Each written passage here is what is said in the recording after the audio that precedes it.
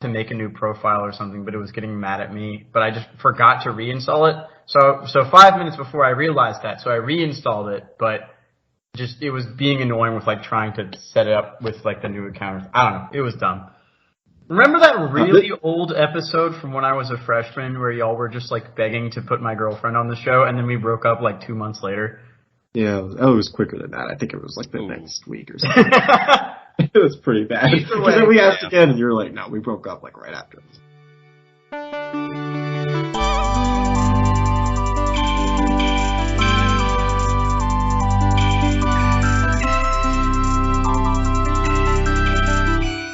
This is the Experience Podcast with me and someone else.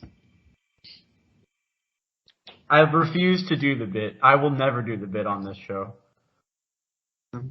Okay, well, I guess I'm the awkward third wheel this time. Love it. I'll take it. It's a CH episode. It's two people with there's names that start with CH. I think the only two people I know who are CHers. Trying to go down the list. Interesting. Might be. It's a Chandler and Chase. I guess CHA too. How are the Chas doing? The Chas are doing decently. I just got back from Birmingham. I spent a week there for Thanksgiving because my family is there, and also Reese is there. And I mean, Pat. I mean, it is very weird being back in my apartment, and it's like, God, I have to wake up for work tomorrow. I have to commute. Don't I mean, it's not that bad, but still. How is the other CH doing? And also you, Daniel. I know you're not a CH, but you can join in on the conversation. Yeah, I'm not. I'm unofficially. I'm not. Or officially, I'm not a CH. So I don't know if I have say here. I don't know what the rules are. You know, I don't. You know how things. You know, it's a society these days. You know, it's unofficial. It's like, you know, under the table. I don't want to be namist here, so I don't want to cross any boundaries that I shouldn't. So go ahead, Chase. Oh, well, I'm doing pretty well now. You know, life is moving pretty fast right now, but yeah. It always is moving pretty fast. I have heard nothing. Well, first of all, like, the only thing I hear from Daniel when I come onto this podcast is that he's still doing vaguely nuclear things and just never really says anything else. And I don't know anything about you, Chase. Yeah, Chase's life is more interesting. Go ahead. I was going to ask vaguely nuclear things. I've not heard of these before. It's not supposed to be that vague. I'm vague just because that's a problem I have. I'm an operator at a nuclear power plant. That's really all. Ooh, very nice. I did not know that. Not that, it shouldn't be that vague. Any follow-up questions? It shouldn't be that vague. I already have more information than I had before.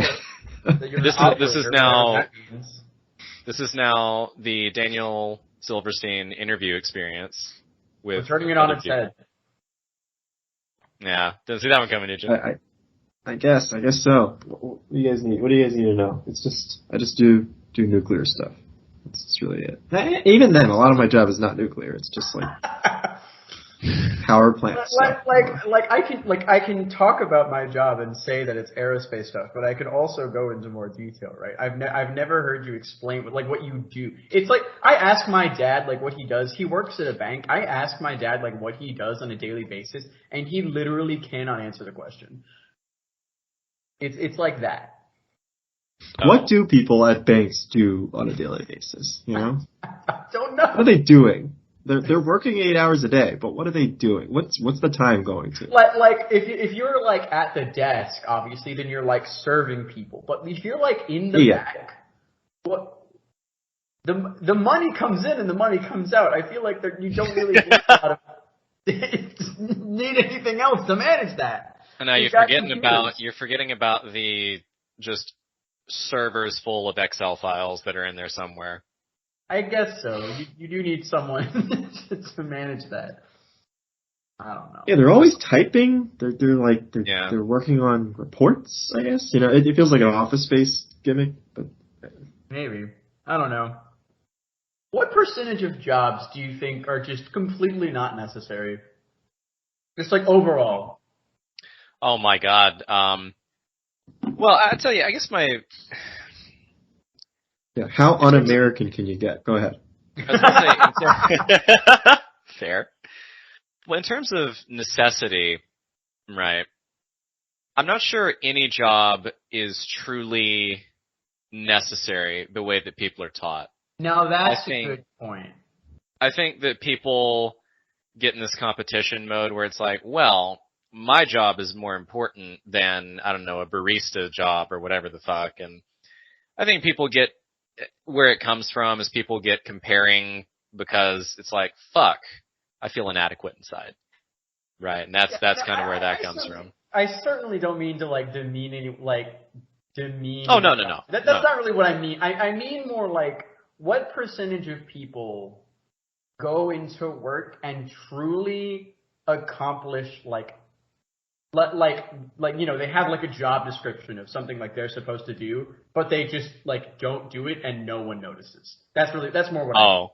Job description? Oh my God. Probably I'd go higher than 50% easy because the job description is some dude is like, shit, I need to hire for this position again. Okay, what was the old HR thing we posted on friggin' LinkedIn 2 years ago? Yeah, just copy paste that, throw in a new line because the new software upgraded, and yeah, whatever. Have the degree, whatever. Have the experience, whatever. Just we'll mold you to our job and do it. I mean, I'll be honest, like I've totally forgotten my original job description because I've done vaguely similar things, but it's just been a whole lot of just flexibility, I'd say. So in terms of matching a job description, gotta be pretty high up there. Yeah, kind of same here. The job description for my current job was intentionally very vague, kind of like Daniel. And like I kind of just do they just needed someone who was like vaguely knowledgeable in like vaguely engineering topics related to aerospace, and like past that, it like really didn't matter. And they needed to be able to use MATLAB, which Georgia Tech obviously gave me. So like, and like that was it. Like they don't really they really didn't care otherwise. Yeah, I mean GT will beat MATLAB into you now for sure. If there was one thing I can do, it's MATLAB, yeah. MATLAB. See, I guess I don't know. The great secret that tech is hiding from people is you learn everything you need in the first year and a half, and the rest of it is just fuck. We got to complete the rest of the 4 years. Gosh. All right, just talk about planes for a while. Get some professors just like doing research. Just get them to like talk about it. It'll be fine.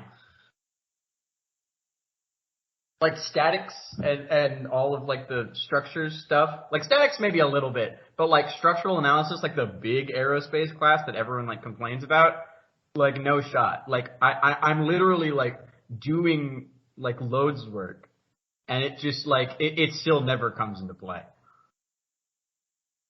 It's all done with the software. Yeah, I feel like software does. I mean, I'll be honest. Like most of my job is moving things around in Tableau and having it do it for me, and it's a huge time saver. And there's that feeling of like, God damn, this is easier than I thought it would be. Like I worked that hard at GT for this. That's kind of where I'm at as well. Well, I mean, not exactly. It's just a different kind of problem solving, I guess. Rather than like these big complicated equations, it's more like how do I hook up these three different like unrelated softwares and like make my job as easy as possible. It's really just like how do I cut down on the tedious work I could do. You know what I mean? Just make what I need to do as efficient as possible. Yeah, a bit of a different kind of optimization problem, honestly.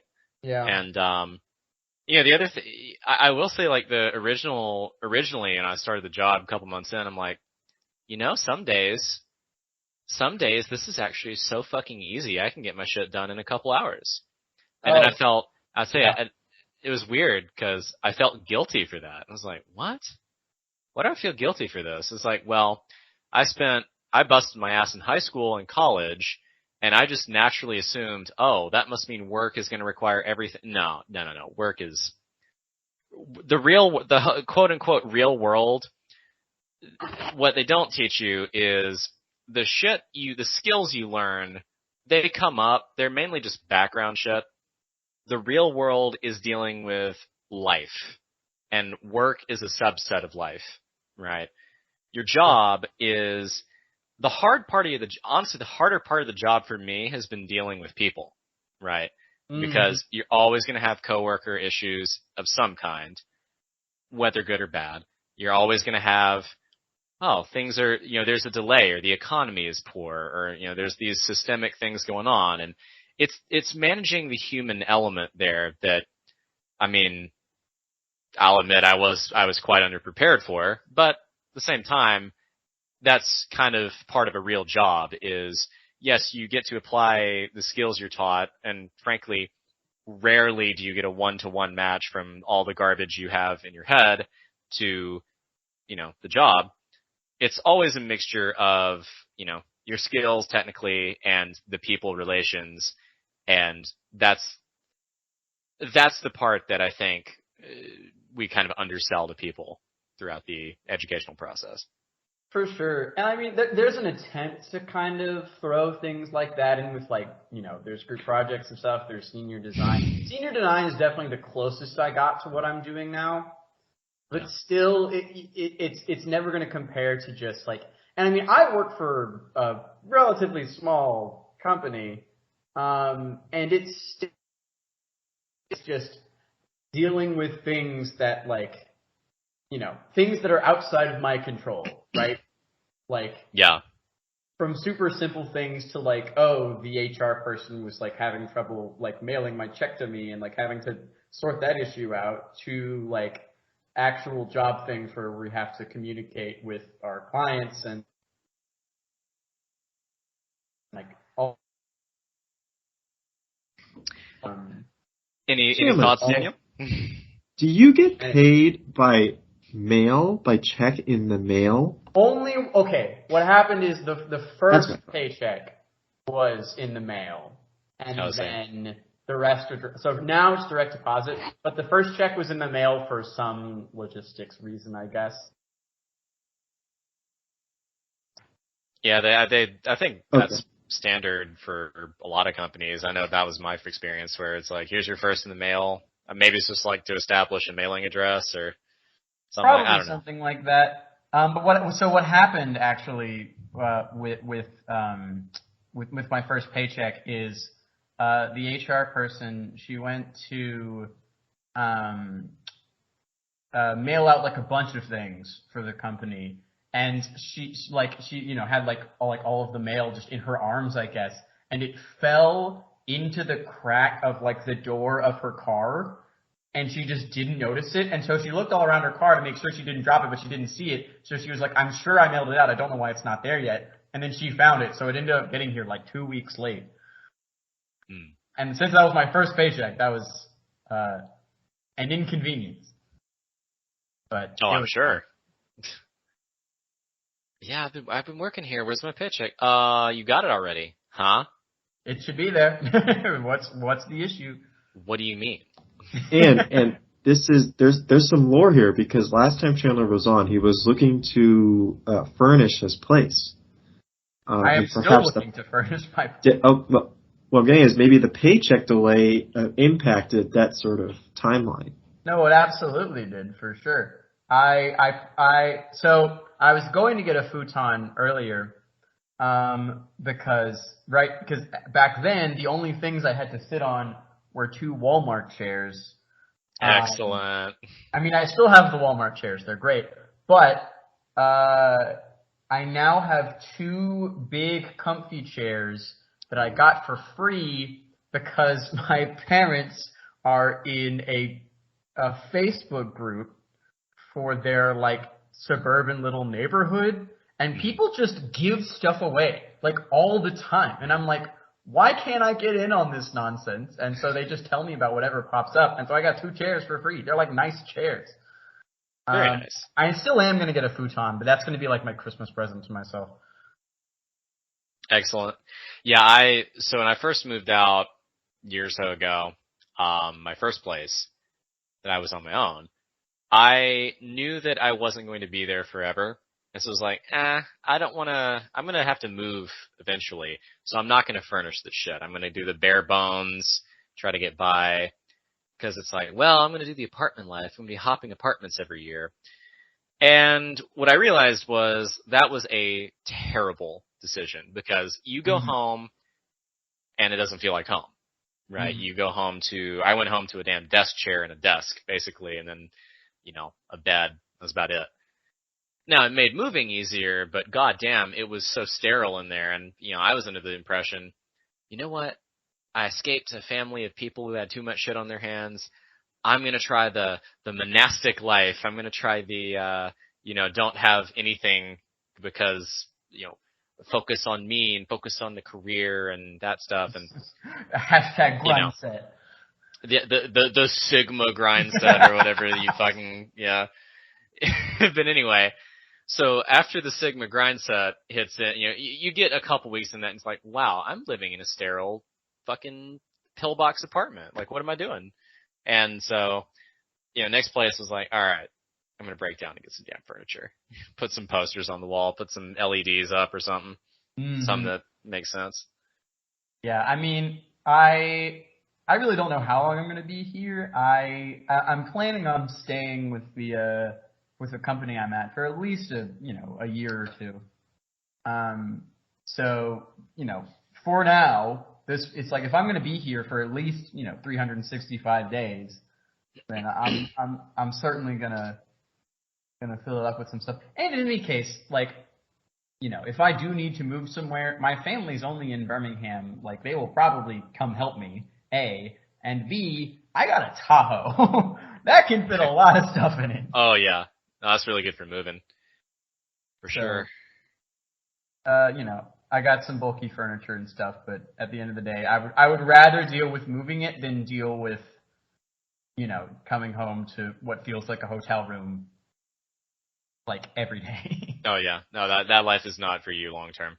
Just for nobody. So, God, I have fallen out of touch with damn near all the trumpets except the people Daniel has kept me in touch with. How do you keep in touch with anybody from the band days, or? Definitely to some degree. I still stick around in the I don't know why I'm still in the big band chat, honestly. But I am too. The trumpet chat specifically, I stick around in. I will say, someone recently told me that the reason, like, you kind of get stuck because you become more noticeable if you do leave. That is very true. Because, like, once you leave, it's like a betrayal. Well, I'd say Steven's still in it as well, I think. Yeah, and it makes an announcement. This person has left the chat. Yeah. It's like, it's too much attention, You get stuck. Well, I think for me, honestly, like, I'll open it every now and then, and it's like, oh, damn, I missed that. And it's like almost like a subconscious wanting to, shit. It's a Saturday night. Why am I not in a uniform, right? Why are we not fucking marching the 75th iteration of the same damn pregame thing we did for hundreds of times? Ugh. Yeah, like, there's a couple. First of all, I am still like, so like my old roommates are still all at Tech, so like it's fun seeing them in the big chat. Just like Dan talks like way more than I would expect him to in the big chat, and it's just kind of entertaining to see what he says. Dan is very online for our listeners. We're not talking about me, but we're talking about a different name. But he's very online as compared to in person. Yeah, like in person, he does not seem like the kind of, I don't know, he just, and like, you know, I know a decent amount about Dan, and like, if you didn't see him on GroupMe, you just wouldn't think he would be speaking as much. I don't know. Yeah, like he's one of those people who could go a whole like week without talking to anyone in person. But then like be perfectly content with that. Like he's not yeah. But then he'll just like nonstop chat on like a group chat or whatever. It's like he sends these long paragraphs because they do very much sound like Dan though, because he very much like wants to say exactly what he wants. He like never wants to be misconstrued. So like every time he sends anything, it's like 3 paragraphs long, which is fine. It's like, yeah, that's Dan, all right. My goodness, that does remind me. I don't know, that just seems like embedded fear, honestly. How so exactly? Well, so, you know, one of the things I've been doing recently is, you know, I got into a whole bunch of basically trauma work, is what it's called. Right? So you process your childhood traumas, your whatever. It's therapy, basically. That's good. In some different form. But one thing that I realized was how much of the stuff that was put in you as a kid, or as a young adult, or even as an adult you internalize, will manifest in these bizarre behaviors. Like, you know, you're talking about this guy who writes 3 paragraphs so that he's not misconstrued. When I heard that, I heard of a guy who something happened where maybe he slipped up with his speech or something, and somebody just absolutely lit into him, or somebody freaked out, or something bad happened, and he was like, "Oh, Jesus Christ, did I fuck that person up or something?" I mean, that just, to me, is the hallmark of that, because, I don't know, I've had similar issues, but, you know, not the paragraph thing, but I've had, you know, what I call programming, right? You know, use a computer analogy. When you're programmed emotionally, you just get these weird behaviors that start popping up. And, you know, some of them are more benign, let's be real, like typing a paragraph out, although, see where that goes. Yeah. And then, you know, you get the dark shit, like drug abuse, and things get even darker from there. But, you know, yeah, it's really powerful stuff, not gonna lie. And, you know, it's something to consider whenever, you know, when I'm talking with friends in real life or whatever, and I just notice these moments. It's like, well, you ever consider that the way you're doing this is because you told me about your belief that you have connected to this emotion that you have, that you know, learned when you were 12, something like that. And, you know, I truthfully never believed in that stuff until I went through it myself, and I was like, oh my God, this is real. Absolutely, for sure. Today on Therapy. Absolutely, yeah. No, let me just ruin the fucking tone of this podcast. No, you're totally fine. No, sure. Let's just get into the weeds, shall we? No, but like, I mean, I don't want to psychoanalyze Dan, but like, you certainly have a point, and like, I mean, I've been in therapy. I certainly kind of like, you know, at least on a, you know, baseline. I wasn't in therapy for very long. The guy that I was with just didn't really vibe with me. Like, he was fine. But so I've been looking for someone else. Also, like, at the time, like, so many life things were happening where I was like, strangely, I just don't have time for this. So anyway, I'm looking for somewhere else. But I certainly, at least on a baseline level, like, when you are small and like, what's the right word? Impressionable when you're young, like, certainly, like, even things like you look back and you like look at it, it's like, oh, that's just kind of like a weird thing that happened, or like, oh, that's just kind of a funny memory. It's like, no, you think about it some more. You never know where that rabbit hole is gonna lead. Like, things affect you more than you think. Oh, for sure. Absolutely. Any input on that, Daniel? You ever been to therapy, Daniel? Tell us all of your secrets. I have. Honestly, I haven't been to therapy. Maybe I should have. You know, it's Well, one it's of those. to be honest. I mean, you know, I say when I brought that up, it's like because I've dealt with really dark shit from my past, but Mm-hmm. therapy isn't for everybody, and it certainly is a matter of timing, right? It's like when you feel like your life is at a point where, because for me it was okay, my life has hit this point where I'm alone, it's just me, and I feel like shit. Why is that? And that's kind of what started it for me. So it was time for me. But Mm-hmm. for some people, it's like, well, I got my career going on right now because shit, therapy, working on yourself, especially if you've got fucked up shit in your past, that's going to take a lot of your time. It's going to take a tremendous amount of your time, depending on how much you have. So, Yep. it's And all money. for me. If you're not, if you don't have the right insurance and you don't have a lot of that's the main thing. I can't find any damn therapists that work for me in this area that take the insurance that I have. And even when I have insurance, it's not cheap. You know, that's really a big deal. And so I totally get it when people are like, oh, I want to go to therapy. Sorry, I just kind of cut you off there, but Oh, no. I had an emotion and I was like, I must express this. Oh no, that's good. That's good, by the way. Honestly, but yeah, no, it's, and so I had I tried that BetterHelp service. I don't know if you're familiar with that, but it's like an online. I get the ads all the time. Yeah, I was like, oh, well, might as well fucking try this one. I'm in the weeds, so why not? I tried that, and like you said, I got two people. Neither of them vibed with me, and so I was like, this doesn't feel right. I'm gonna cancel, right? However, some people it might work for. It seemed a little by the numbers to me, which is why it was not what I was looking for.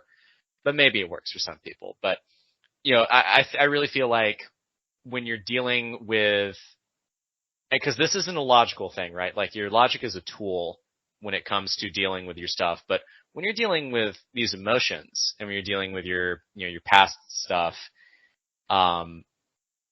what really has to happen is this has to be kind of a feeling, an intuitive journey.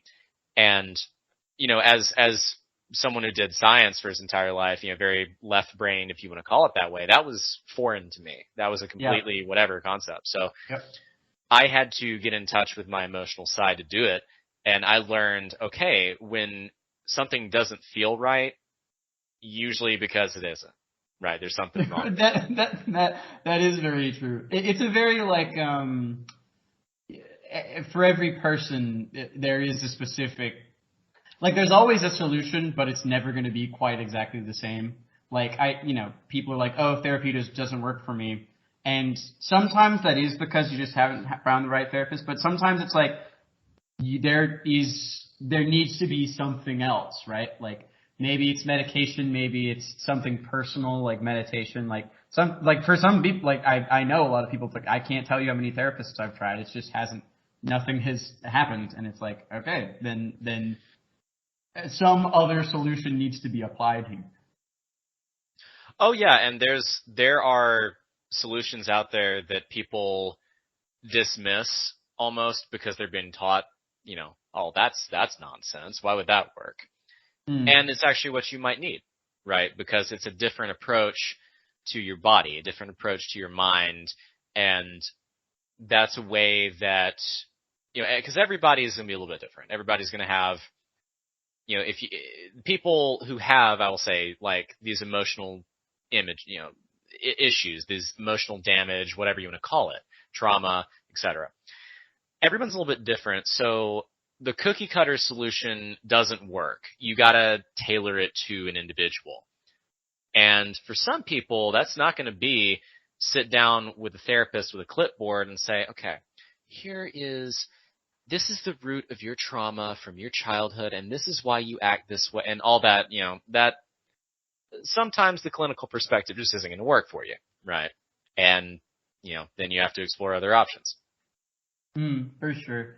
And like, I'm trying to figure out exactly how to phrase this. Like, even more than just like, you know, people say like, oh, you just need to go to therapy. Like, you know, people just kind of put that out there. And it's like, in a lot of cases, like, you know, that is technically true. But, all right, so let me just speak from personal experience here. Like, my mother is a therapist. Like, my mother does therapy for people. Okay. So she has a very particular way of like, you know, speaking and like talking to me about whatever might happen. And but what that basically means is like, I talked with a couple of, you know, therapists that were women, and I immediately was just like, I can't. You just sound like my mother, which isn't necessarily mean that like there's an issue with them or like an issue with me and my mother. It's just like, this will not be productive if it just sounds like I'm talking to my parents. There needs to be something else here. And something as simple as that, and now I have, you know, functionally half of all, more than half, because most therapists are women in my experience. Like, you know, like maybe, I don't know the exact percentage, but maybe 70% of therapists out of the door because that's just something just because of some random happenstance, and now I can't do that. It is, you know, shows how something so, you know, simple can kind of narrow the playing field. And it's like, and I can't even imagine if there were more, you know, kind of deeper issues with, you know, certain people of certain, you know, if you had issues with men, issues with women, issues with other things, like, I can't even imagine how much harder it would make that search. Oh yeah, no, I mean, so, well, I'll share, if you'll hit me up after this podcast, seriously, I can share some more details about it with you. But, just in general, you know, I think it's about finding someone who feels right for you. And that could be a certain type of person, right? You know, it could be a man resonates with you more, and that's kind of the way that you would need to approach it. And for some people, you know, it's just all about matching to a person, because ultimately what a therapist is going to try to do is the therapist is going to try to, first of all, let you vent and hear you out. That is so important. Oh, that I would argue, frankly, that's the most important part. Yeah. And then once you've vented and you can be more objective, then you can say, okay, well, that's why I'm this way, or that's why I behave that way. And now moving forward, how do I make my life better?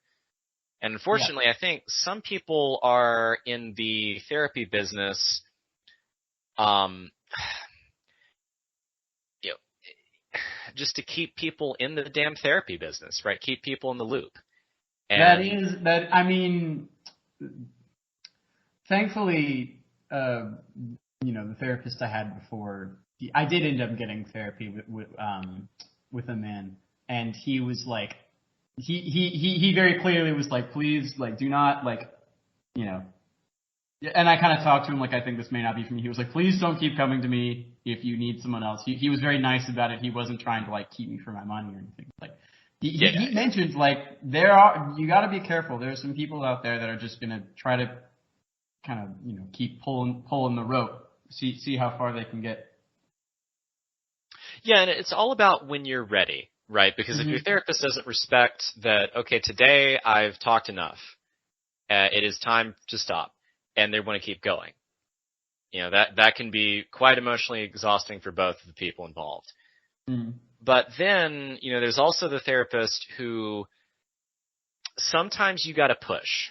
Sometimes the patient is not going to want to deal with something, and it's like, well, that's not an issue of timing then. It's an issue of it's so uncomfortable for you that you need someone to give you that tiny push, right?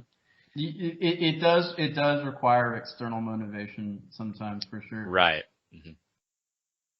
And so, like, in my head, the kind of way I don't know, frame it is like, it's like working out, but for your, like, emotions, right? It's Absolutely. because it's just the same idea of, like, I completely understand how people do not have the time and the energy to, like, go to the gym, like, you know, like 4 times a week. It's like, yeah, it takes like an hour, and even after the hour, you're tired and exhausted, and you don't want to do anything because you've just talked about your childhood for however long, and that's just, it's so much more effort than it seems, than, you know, way more effort than you would think from just, you know, technically just having a conversation with someone. Okay. Yeah. Well, like I said, hit me up after this. I can definitely, I have honestly a wellspring of experience, so. But anyway, on lighter 30 topics, minutes into the 30 minutes of just, of the realest shit, you know what I mean? Yeah. Oh my god. Well, Daniel, we've done it again. Now, would you prefer this or the random NFL talk for 3 hours?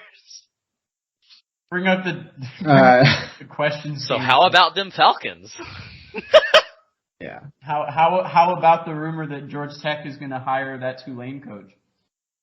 Okay, I'm out of the loop again. Damn, who is this? Chase, this is breaking news. It literally oh was my God. Like 45 minutes ago. Yeah, it was like less than an hour before we started recording this. Oh, seriously?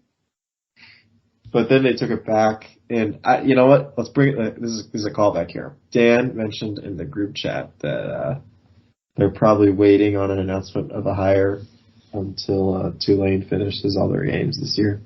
I see. Who's the Tulane coach? Willie something? Hold on, let me. Literally, I just have to go to the band chat. Fair enough. I should pull the damn thing up. What am I doing?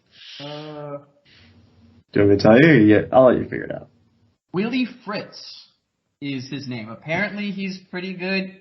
Tulane's a really good football team right now. So, and like, it seems like the reason that they chose him, if they did in fact choose him, this is all still rumored, but because it was building a program out of somewhere with high academic standards from kind of the ground up. And someone with experience there. So, who knows? Because I really would like to start over with Georgia Tech. Oh God! I mean, it's gonna be. I struggle to see how you get worse from Jeff Collins, frankly. I think it's very true. You know, it's hard to imagine getting worse, and so I'm interested in seeing. I don't know anything about this person, but you know, hey, successful G5. You know, that seems to be the pipeline. Honestly, is okay. You did your 1 year. You get the moment you have like one good year in a G5 school. Oh, time to hire you for a P5 team. And yeah, I mean that's the thing. So you know, let me give you my hot take. I mean, he's had success. Hot take from Daniel, everyone. He's had success at other schools, smaller schools. He was at Georgia Southern for like 2 years. I don't know how much you count that. But if you don't count the bowl games, okay, which like, yeah, I'm cheating a little. But he won a couple bowl games, okay? But if you don't count those, he had the most wins he had in a season before this year was 6. And this isn't a small sample thing too. That's 6 years before this year. Ooh. And last year they were 2-10. Ooh. Oh. So what are we doing here, people? Okay, I'm sure he's a great guy. You know, again, he's been around forever. He's 60. Is he 62? Yeah, he's 62. Oh.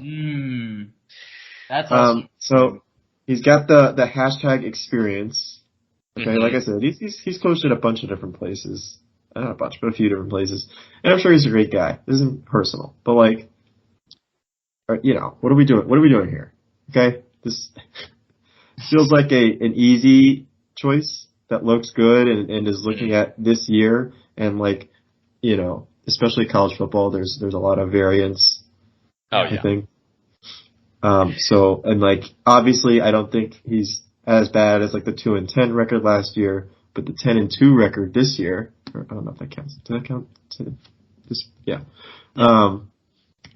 The 10-2 record this year, obviously he's somewhere in between probably, which is this, the 6-6 teams that he's been putting up the Oh yeah. previous 3 years. Yeah, for sure. So like, Well, my personal preference would have been the Coastal Carolina guy. I mm-hmm. think maybe that's too close to Jeff Collins. Well, I mean, I guess for Oh, me, the person I'd like somebody who is gonna be like an advantage, a true advantage, like strategically or in the game, right? Because you're gonna have to leverage talent that isn't the best talent, regardless. And you can draft, Jesus, recruit. I wish you could draft. You can recruit, better than Paul Johnson did, right? And mostly like Jeff Collins was a reasonable recruiter for the most part. But you're never going to have the elite tier athletes unless you get really lucky. So you're always going to need somebody. I almost think like an Andy Reid for college, right? Like someone who is just like, screw it. Let's run a quad format. Let's run quads to the boundary. Why not? Like someone like that. And I don't know. I don't know what the advantage is of hiring like a Lincoln Riley type. Well, Lincoln Riley, I mean, you get someone like that and he's gone immediately. That's the other issue. But the thing is, you want, or what I would want, is a guy who is gonna be like, well, let's find the best, like, how like Bill Belichick always turns his defense from like, all right, well, these guys suck to begin the year, but now they're gonna find a role and they're gonna play that role, and they'll have like these role player types on the defense. And their whole defense is made out of role players, aside from their corners. And that's kind of what I'd like to see on a Georgia Tech team is like, okay, yeah, we get it. These guys, they might only be good at one thing, and their good is relative, right? But, let's use the talent to their fullest potential at what they're good at. And if that's lining it up at fullback, fine. If that's running the quarterback more, that's fine. If that's playing, if our cornerback needs to play in off coverage as opposed to press, that kind of coaching. And I just feel like a lot of coaches have their way. It's like, you're going to fit into our scheme. You're going to fit into what we're doing. Or you have these like rah culture guys who are like, we're going to play with juice and energy, the Jeff Collins approach. It's like, well, that's great. You don't know what you're doing on the field. So wonderful. So I don't know. Those are also very rare to find, at least at the college level, because if you find one, that coach is gone, right? Like they're going to Alabama as a position coach for a while, something like that. Well, so first of all, I'm going to say y'all apparently know more about football than I do, because I'm very much just an extremely passive observer with all of this. Like, but my extremely tepid take is that honestly, out of like, I really don't think that anyone is going to be like a truly terrible choice. We just need some, and I think another reason I saw that another reason that they might pick the guy from Tulane is he's probably looking to retire pretty soon because he's rather old. So probably a really relatively short contract. Just get everything back on its feet, and then we can go from there. You know what I mean? Instead of having to maybe commit to someone out of nowhere, and then if they're not what we're looking for, then we're kind of stuck with them. Or we have to buy them out again, which we already, dumped so much money on the buyout for Jeff Collins that I don't think they're looking to do that. That's another thing that if for no other reason, like, I agree with you in the sense that Tech needs to stop handing out 6-year contracts. Mm-hmm. You would have thought the 10-year Paul Hewitt contract or whatever that was, like, how the hell are you going to do that again? Okay, we're going to give you a 6-year contract. Let's not You get 6 years because otherwise you'll somehow leave. And it's like, well, guys, they're going to leave anyway because if they're really talented, they will be bought out by a really, expensive program. And if they're not, you're stuck with a patsy for 6 years. You're fucked. So, and then you fire him 4 years, then you have to buy him, or 3 years, then you have to buy him out. So, give him like a 2-year trial run. I tell you what, and if we see progress in year 2, we renew, right? But I would be, if I'm Tex AD, I'm like, fuck the 6-year garbage. Most I'll do is 4. And frankly, I don't know if I would do 4 at this point because the marketplace landscape is just like, well, if your ceiling is 7 and 5 and a bowl loss, then that's frankly, we should expect more. I have vague confidence, maybe it's unfounded, that whatever contract does end up happening is not going to be that committal because, this Jay Batt guy from Alabama, he very much seems to be like a money-focused guy. He did a lot of fundraising and just seems to be very aware of, the financial side of things. So I find it unlikely that there's going to be much of any kind of big money drop out of nowhere. Unless necessary. I mean, you also have to consider, if you want one of these really good coaches, what are they going to be requesting, right? Like, you may not be able to get any of these good coaches without a more, without a bigger contract. They may not take it on.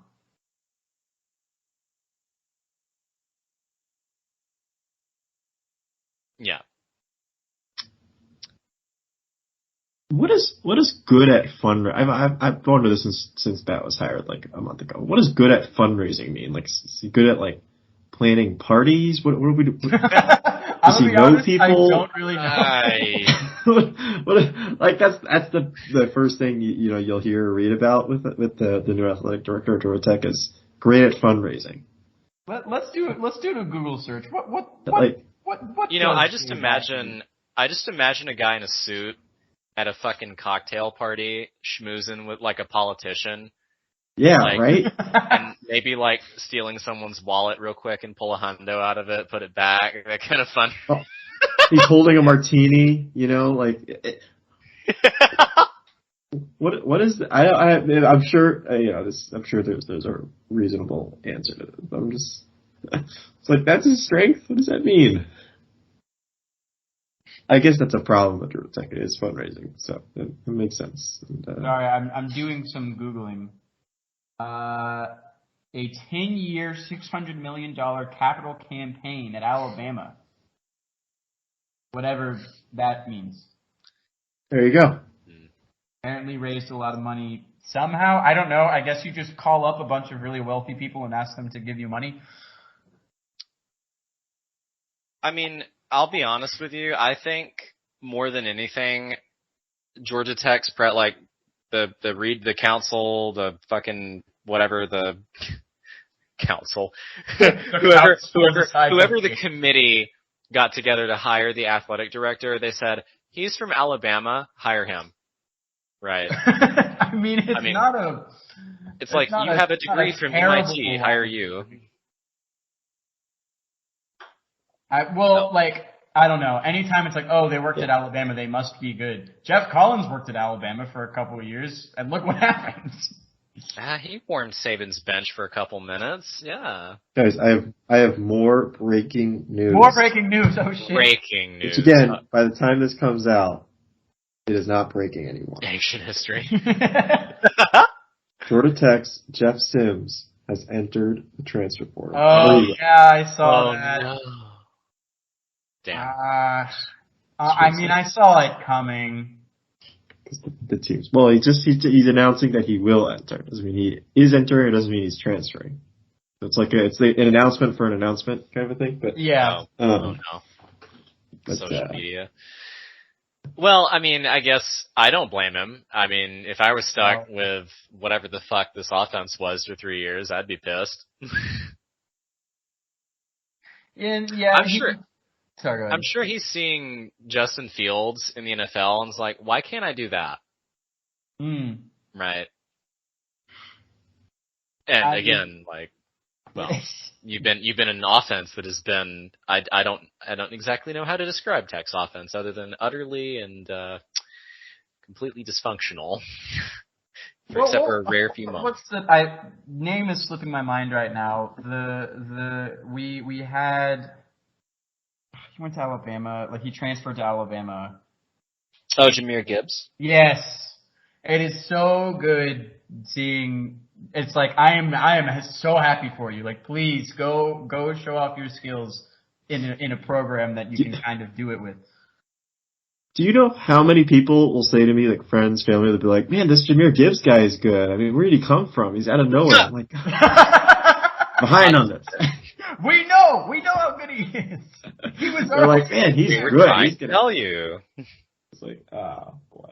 Oh my god! And seeing PH3's punt on the Steelers, you seen that like perfect like 1 yard punt that he did that one time? Oh yeah, no, he's like, damn good. Landed right on the line. Oh, gorgeous. I mean, we got our school apparently produced top 5 punter and kicker in the NFL, so we got that going for us. What more could you want? They get to do it a lot, it's a lot of practice. I mean, a natty would be nice, but We've still got more than Georgia. Oh. Until maybe this year. Nah, I was gonna say, well,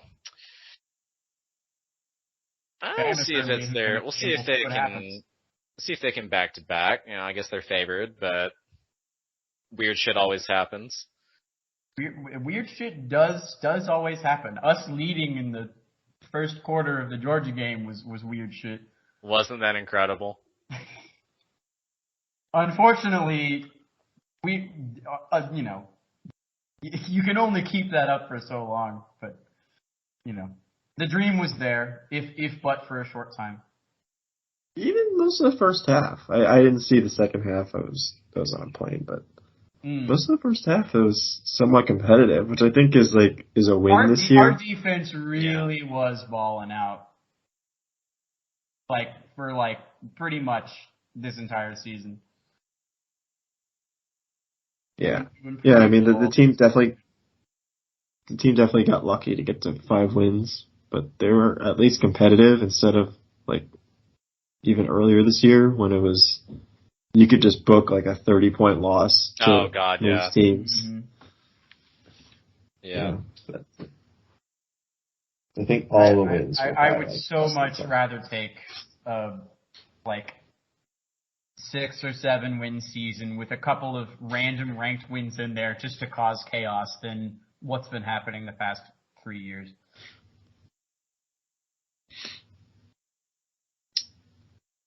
Yeah. What else do you guys got? All I want from Georgia Tech football: cause chaos. Yeah, it's all Chandler. That's all. All right. Well, anything else, guys? I hope you've enjoyed the Experience podcast with me and someone else. There you go. Branding. Chase, anything? Okay. Nope, Chase is gone. Goodbye.